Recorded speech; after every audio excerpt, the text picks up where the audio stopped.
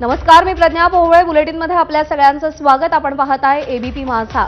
रायगडावर शिवरायांच्या समाधीला मनसे अध्यक्ष राज ठाकरे यांनी अभिवादन केलंय. अमित ठाकरे, शर्मिला ठाकरे यांनी देखील रायगडावरती अभिवादन केलेलं आहे. राज ठाकरेंनी रायगडावरती अभिषेक करून मानवंदना दिलेली आहे. रायगडाच्या पायथ्याशी आज मनसेचा 20वा वर्धापन दिन सोहळा साजरा होणार आहे आणि त्यासाठी मनसे अध्यक्ष राज ठाकरे, शर्मिला ठाकरे, अमित ठाकरे यांच्यासह मनसेचे सगळे प्रमुख नेते, पदाधिकारी हे किल्ले रायगडावरती दाखल झालेले आहेत. आज मनसेचा 20वा वर्धापन दिन साजरा होतोय आणि त्यानिमित्तानं सदस्यता नोंदणीचा शुभारंभ देखील मनसेकडून केला जाणार आहे. ऐश्वर्य अभिवृद्ध्यर्थ अस्मिन् शुभे मुहूर्ते दुर्गराज रायगड स्थाने धान्मी ऐश्वर्य अभिवृद्ध्यर्थ अस्मिन् शुभे मुहूर्ते दुर्गराज रायगड स्थाने धान्मी ऐश्वर्य अभिवृद्ध्यर्थ अस्मिन् शुभे मुहूर्ते दुर्गराज रायगड.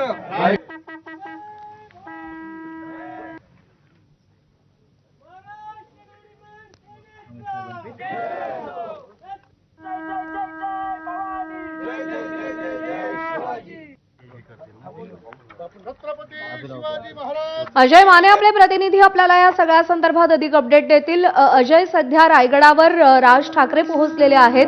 काय होतंय सध्या तिथे आणि राज ठाकरे केव्हा संबोधित करणार आहेत?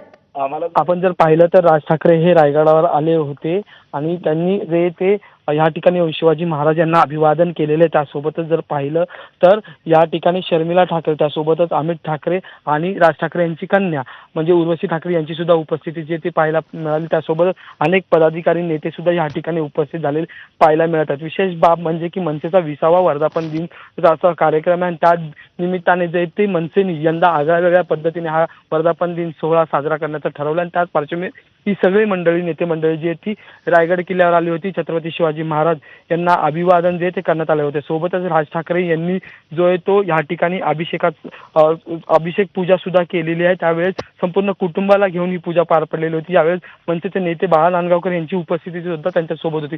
त्यामुळे एकीकडे मनसेचे पदाधिकारी, मनसेच्या नेत्यांमध्ये, त्यासोबतच राज ठाकरेंनी सहकुटुंबामध्ये जे ते आज आनंदाचं आणि उत्साहाचं वातावरण, कारण की एकीकडे वर्धापन दिनाचा कार्यक्रम, दुसरीकडे ज्यांच्या विचारांवर राज ठाकरेंचा पक्ष चालतो ते म्हणजे छत्रपती शिवाजी महाराज त्यांच्या किल्ले रायगडावर येऊन जे ते त्यांनी या वर्धापन दिनानिमित्त येऊन जे ते अभिवादन करून हा संपूर्ण सोहळा जो आहे तो आयोजित केला होता. त्यामुळे सर्वच नेते मंडळी असतील, ठाकरेच्या घरातली लोक असतील, राज ठाकरे असतील, या सगळ्यांमध्ये जे ते आनंदाचं वातावरण आपल्याला पाहायला मिळते. प्रज्ञा, अजय, आपण पाहिलंय की रायगडावरचा कार्यक्रम ठरवण्यापूर्वी राज ठाकरेंनी एक प्रसिद्धी पत्रक काढलेलं होतं आणि मनसैनिकांना आवाहन केलेलं होतं. त्यानंतर त्यांची ट्विट्स देखील समोर आलेली होती. त्या सगळ्या संदर्भात राज ठाकरे आज कार्यकर्त्यांना आणि उपस्थितांना काय सांगू शकतात? मानवर पोस्ट केली होती आणि त्याच्यात त्यांनी मनसैनिकांना साथ घातली होती की किल्ले रायगडावर या. त्यासोबतच विशेष बाब म्हणजे की सदस्य नोंदणी यावर जो आहे तो आता मनसे फोकस करताना पाहायला मिळेल.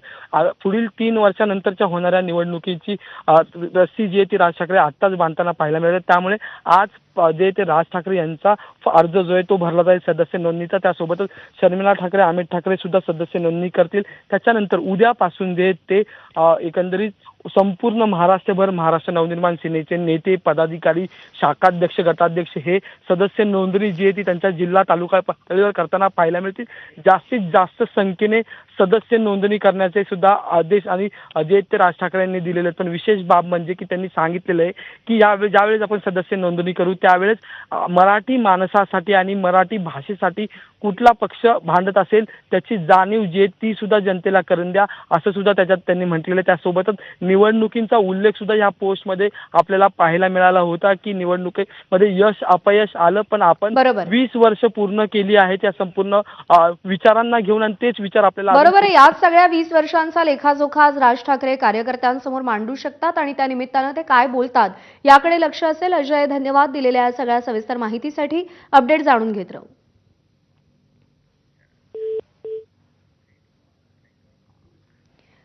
संसदेच्या अर्थसंकल्पीय अधिवेशनाचा